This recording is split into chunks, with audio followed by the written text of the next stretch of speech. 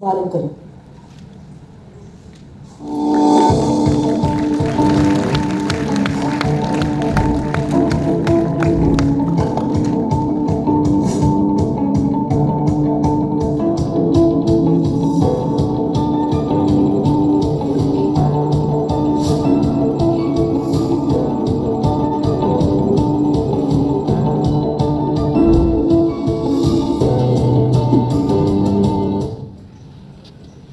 मैं आदरणीय प्रधानमंत्री जी से अनुरोध करती हूं कि आज इस विशेष सुअवसर पर देश की युवा महाशक्ति एवं हम सभी का अपने शुभ संदेश से मार्गदर्शन प्रदान करें।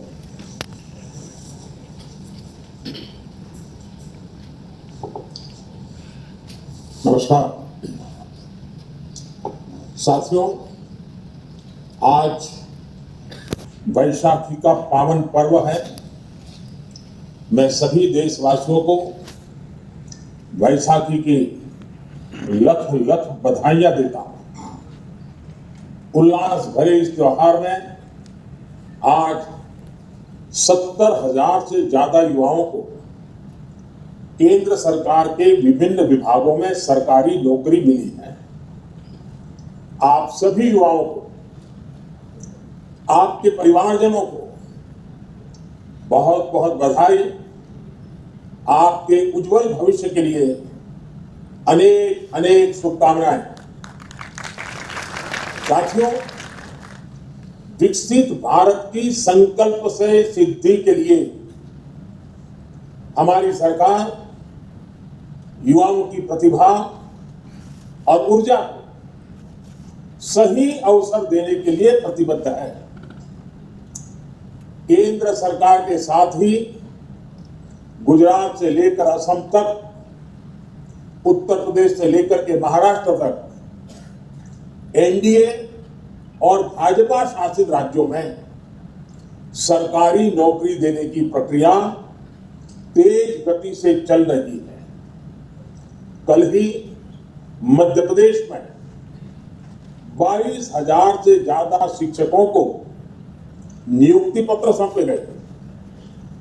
ये राष्ट्रीय रोजगार मेला भी युवाओं के प्रति हमारे कमिटमेंट का प्रमाण है। साथियों, आज भारत दुनिया की सबसे तेज रफ्तार से आगे बढ़ने वाली अर्थव्यवस्था है। पूरी दुनिया कोविड के बाद मंदी से जूझ रही है। ज्यादातर देशों की अर्थव्यवस्था लगातार गिरती चली जा रही है, लेकिन इन सब के बीच भारत को दुनिया एक ब्राइट स्पॉट के तौर पर देख रही है। आज का नया भारत अब जिस नई नीति और रणनीति पर चल रहा है, उसने देश में नई संभावनाओं और नए अवसरों के द्वार खोल दिए हो या इंफ्रास्ट्रक्चर।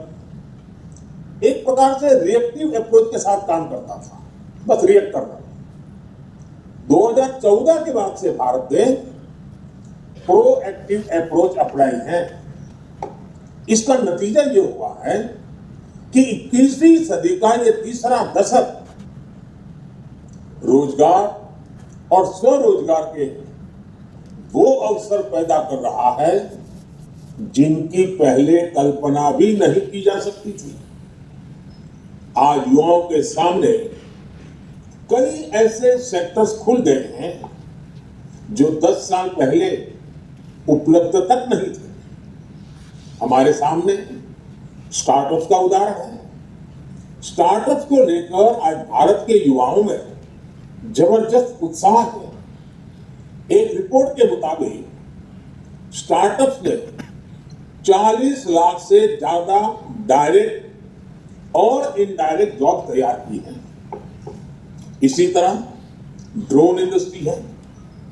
आज एग्रीकल्चर हो या डिफेंस सेक्टर, इंफ्रास्ट्रक्चर से जुड़े सर्वे हो या फिर स्वामित्व योजना, ड्रोन की मांग लगातार बढ़ती जा रही है।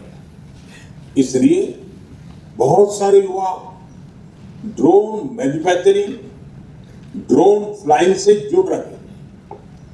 आपने ये भी देखा है कि बीते 8-9 वर्षों में कैसे देश के स्पोर्ट्स सेक्टर का कायाकल्प हो गया है।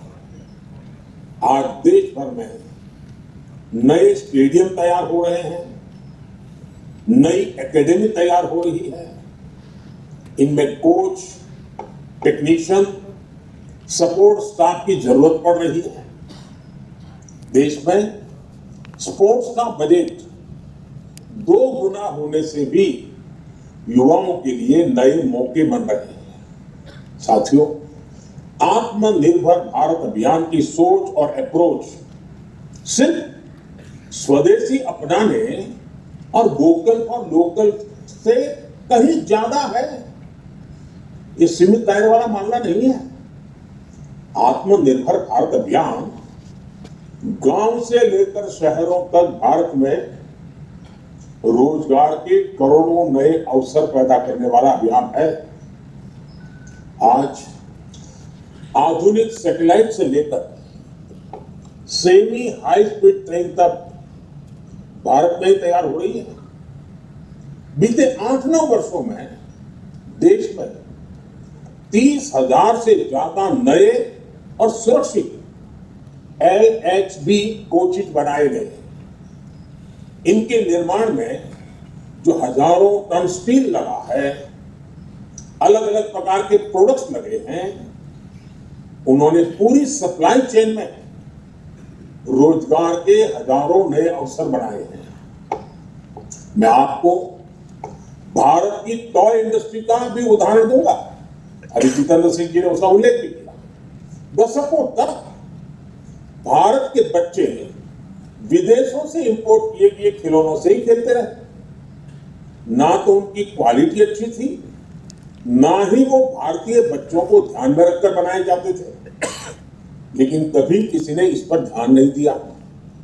हमने आयात होने वाले खिलौनों के लिए क्वालिटी पैरामीटर तय किए और अपनी स्वदेशी इंडस्ट्री को बढ़ावा देना शुरू किया। 3-4 वर्ष में भी टॉय इंडस्ट्री का कायाकल्प हो गया और इससे रोजगार के अनेकों नए अवसर तैयार हुए। हमारे देश में दशकों तक ये अप्रोच भी हावी रही कि डिफेंस इक्विपमेंट सिर्फ आयात किए जा सकते हैं, बाहर से ही ला सकते हैं। हम अपने देश के मैन्युफैक्चरर्स पर ही उतना भरोसा नहीं करते थे। हमारी सरकार ने इस अप्रोच को भी बदल डाला। हमारी सेनाओं ने 300 से ज्यादा ऐसे साजो सामान और हथियारों की लिस्ट तैयार की है जो अब भारत में ही बनाए जाएंगे, भारतीय इंडस्ट्री से ही खरीदे जाएंगे।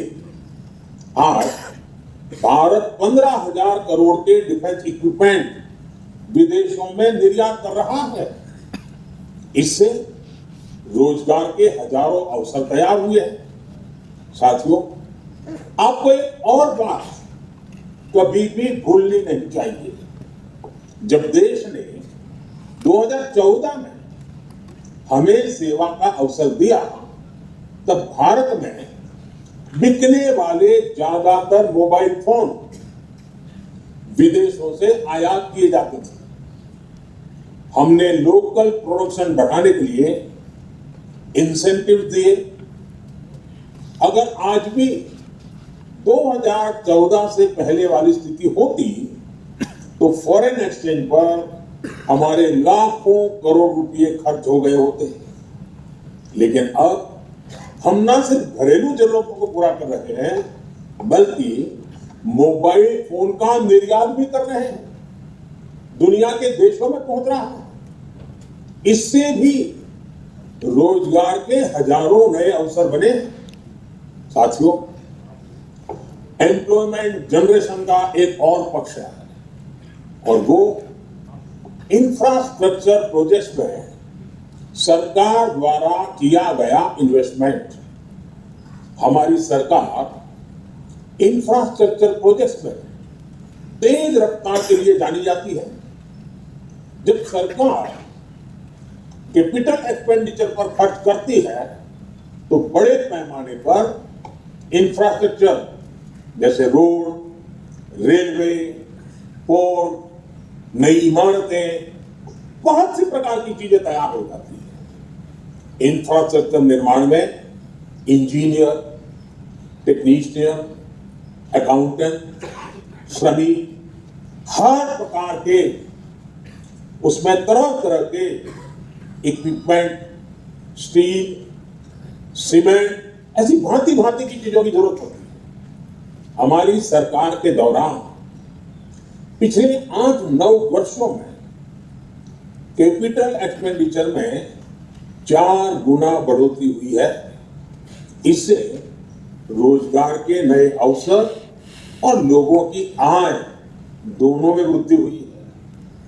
मैं आपको भारतीय रेलवे का उदाहरण देता हूं। 2014 से पहले 7 दशकों में 20,000 किलोमीटर के आसपास रेलवे लाइनों का इलेक्ट्रिफिकेशन हुआ था। पिछले 9 वर्षों में हमने करीब करीब 40,000 किलोमीटर रेल लाइनों का इलेक्ट्रिफिकेशन पूरा किया है। 2014 से पहले एक महीने में सिर्फ 600 मीटर नई मेट्रो लाइन बनाई जाती थी। 600 मीटर। आज हम हर महीने लगभग 6 किलोमीटर की नई मेट्रो लाइन बना रहे हैं। तब हिसाब मीटर में होता था, आज हिसाब किलोमीटर में हो रहा है। 2014 में देश में 70 से भी कम जिलों में 70 से भी कम जिलों में गैस नेटवर्क का विस्तार हुआ था। आज ये संख्या बढ़कर 630 जिले तक पहुंच गई है। कहां 70 जिले और कहां 630 जिले। 2014 ग्रामीण इलाकों में सड़कों की लंबाई भी 4 लाख किलोमीटर से कम थी। आज ये आंकड़ा भी बढ़कर 7.25 लाख किलोमीटर से ज्यादा हो चुका है। आप अंदाजा लगा सकते हैं कि जब गांव में सड़क पहुंचती है तो उसका क्या क्या प्रभाव होता है। इससे पूरे इकोसिस्टम में तेज गति से रोजगार का सृजन होने लगता है। साथियों, ऐसे ही काम देश के एविएशन सेक्टर में हुआ है। 2014 तक देश में 74 एयरपोर्ट थे। आज इनकी संख्या 148 हो गई है। हम सभी जानते हैं कि एयरपोर्ट ऑपरेशंस में कितने ज्यादा स्टाफ की जरूरत पड़ती है। आप अनुमान लगा सकते हैं कि इतने नए एयरपोर्ट्स ने भी देश में हजारों नए अवसर तैयार किए हैं। और आपने देखा है कि हाल ही में एयर इंडिया ने रिकॉर्ड संख्या में नए हवाई जहाज खरीदने का ऑर्डर दिया है। कई और भारतीय कंपनियां भी इसी तैयारी में हैं। यानी आने वाले दिनों में इस सेक्टर में कैटरिंग से लेकर इन फ्लाइट सर्विसेज तक, मेंटेनेंस से लेकर ऑन ग्राउंड हैंडलिंग तक बड़ी संख्या में नए अवसर तैयार होंगे। ऐसी ही प्रगति हमारे पोर्ट सेक्टर में भी हो रही है। समुद्री तट का जो विकास हो रहा है, हमारे पोर्ट जो डेवलप हो रहे हैं, आज हमारे पोर्ट्स पर पहले की तुलना में कार्गो हैंडलिंग 2 गुनी हो चुकी है और इसमें लगने वाला समय अब आधा रह गया है। इस बड़े बदलाव ने पोर्ट सेक्टर में भी बड़ी तादाद में नए अवसर तैयार किए हैं। साथियों, देश का हेल्थ सेक्टर भी एम्प्लॉयमेंट जनरेशन का बेहतरीन उदाहरण बन रहा है। 2014 में भारत में 400 से भी कम मेडिकल कॉलेज थे। आज 660 मेडिकल कॉलेज है। 2014 में अंडर ग्रेजुएट मेडिकल सीटों की संख्या करीब 50,000 थी। आज लाख से ज्यादा सीट उपलब्ध है। आज पहले के मुकाबले दोगुनी संख्या में डॉक्टर परीक्षाएं पास करके तैयार हो रहे हैं। आयुष्मान भारत योजना की वजह से देश में अनेकों नए अस्पताल और क्लिनिक बने हैं। यानी इंफ्रास्ट्रक्चर का हर प्रोजेक्ट रोजगार और स्वरोजगार उसमें बढ़ोतरी सुनिश्चित कर रहा है। साथियों, ग्रामीण अर्थव्यवस्था को गति देने के लिए सरकार जो एफपीओ बना रही है, सेल्फ हेल्प ग्रुप को लाखों करोड़ की मदद दे रही है, स्टोरेज कैपेसिटी का विस्तार कर रही है, उससे गांव के युवाओं के लिए अपने गांव में ही रोजगार के अवसर बन रहे हैं। 2014 के बाद से देश में 3 लाख से ज्यादा नए कॉमन सर्विस सेंटर्स बने हैं। 2014 के बाद से देश के गांवों में 6 लाख किलोमीटर से ज्यादा ऑप्टिकल फाइबर बिछाया गया। 2014 के बाद से देश में 3 करोड़ से ज्यादा घर गरीबों को बनाकर दिए गए हैं। इनमें से 2.5 करोड़ से ज्यादा घर गांवों में ही बने। बीते वर्षों में गांवों में 10 करोड़ से ज्यादा शौचालय, 1.5 लाख से ज्यादा हेल्थ और वेलनेस सेंटर्स, हजारों नए पंचायत भवन, इन सभी निर्माण कार्यों ने गांव में लाखों युवाओं को काम दिया है, रोजगार दिया है। आज जिस तरह एग्रीकल्चर सेक्टर में फार्म मैकेनाइजेशन तेजी से बढ़ा है, उससे भी गांव में रोजगार के नए मौके बढ़ रहे हैं। साथियों, आज भारत जिस तरह से अपने लघु उद्योगों की हैंड होल्डिंग कर रहा है, अपने यहां एंटरप्रेन्योरशिप को बढ़ावा दे रहा है, इससे बड़ी संख्या में रोजगार का निर्माण सुनिश्चित हो जाता है। हाल ही में प्रधानमंत्री मुद्रा योजना ने 8 वर्ष पूरे किए। इन 8 वर्षों में मुद्रा योजना के तहत बिना बैंक गारंटी 23 लाख करोड़ रुपए का लोन दिया गया है। इसमें से 70% लोन महिलाओं को मिला है। इस योजना ने 8 करोड़ नए एंटरप्रेन्योर तैयार किए हैं। यानी ये वो लोग हैं जिन्होंने मुद्रा योजना की मदद से पहली बार अपना कोई कामकाज शुरू किया है। मुद्रा योजना की सफलता ने देश के करोड़ों लोगों को स्वरोजगार के लिए हौसला दिया है, नई दिशा दिखाई है। और मैं साथियों आपको एक और बात बताना चाहता हूं।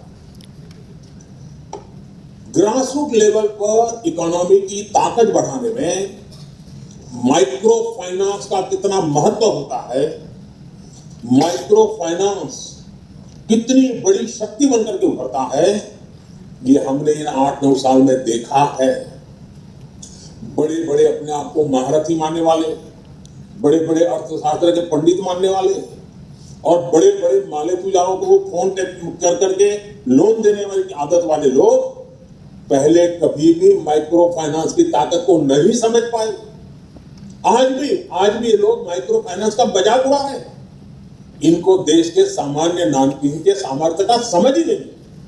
साथियों, आज जिन लोगों को नियुक्ति पत्र मिला, उन्हें मैं विशेष तौर पर कुछ सुझाव अवश्य देना चाहता हूं। आप में से कुछ लोग रेलवे, तो कुछ लोग शिक्षा क्षेत्र से जुड़ रहे हैं, कुछ लोगों को बैंकों में अपनी सेवाएं देने का अवसर मिल रहा है। ये आपके लिए देश के विकास में योगदान देने का अवसर है।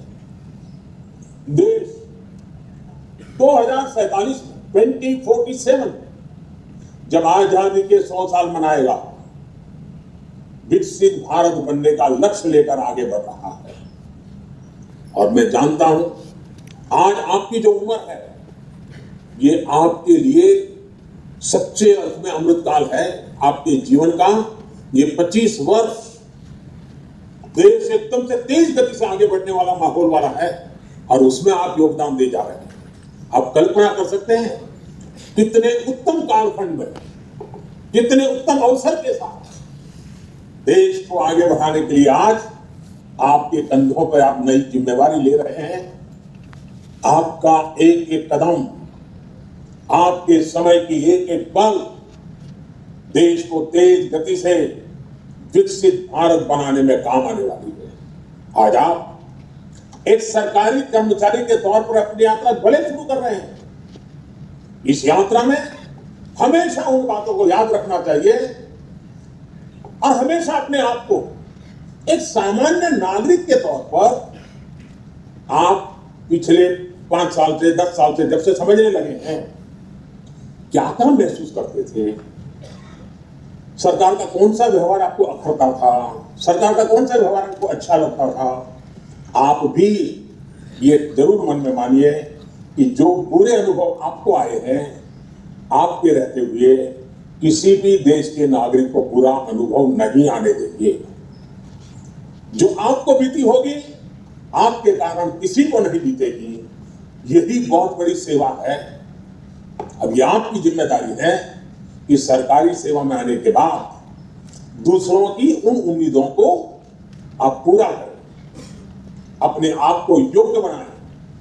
आप में से हर कोई किसी न किसी रूप में अपने कार्य से सामान्य मानवीय के जीवन को प्रभावित भी कर सकता है, प्रेरित भी कर सकता है, उसको निराशा की गर्त में डूबते हुए बचा भी सकता है। इससे बड़ा मानवता का क्या काम हो सकता है साथियों।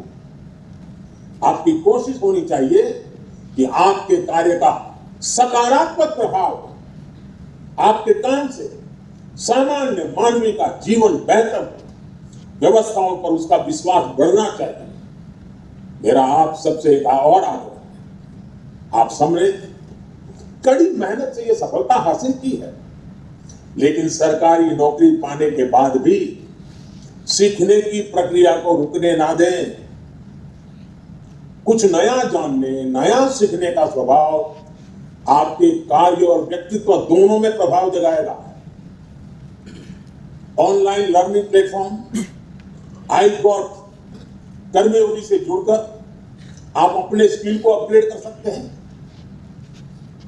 और साथियों, मैं तो मेरे लिए हमेशा कहता हूं, मैं मेरे भीतर के विद्यार्थी को कभी मरने नहीं देता। मैं बड़ा विद्वान हूं, मुझे सब आता है, सब मैं सीख चुका हूं, ऐसा भ्रम लेकर के न मैं पैदा हुआ हूं न काम करता हूं। मैं हमेशा अपने आप को एक विद्यार्थी मानता हूं, हर किसी से सीखने का प्रयास करता हूं।